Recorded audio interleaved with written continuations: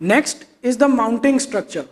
Mounting structures can be fixed mounting structure or a movable mounting structure which has a tracking system into it. So the fixed mounting structure is basically kept at a specific angle and a specific orientation.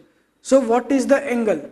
The angle means at what angle you need to keep the photovoltaic panels to obtain the maximum sun rays into the panel.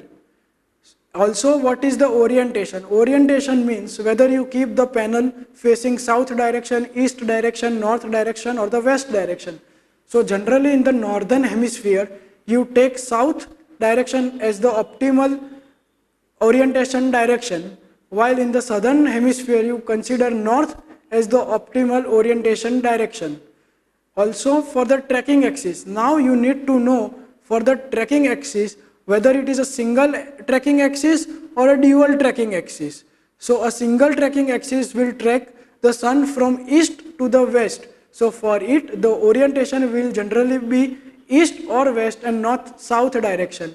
While for the dual tracking axis system, you will be tracking the sun in both east to west and north to south. So basically over there you do not have a specific orientation, but you try to keep it in such a way that you reduce the area of the installation to the minimum.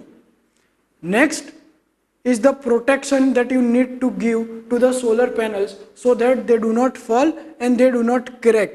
So for that the structures are made in such a way that they are sturdy enough against the wind, against the rain, for the Canadian or the European countries, the snow, or for even the monkeys or something which may jump onto the panels and destroy them. So you need a strong structure, and for that a structural support or the protection is supported by the mounting structure.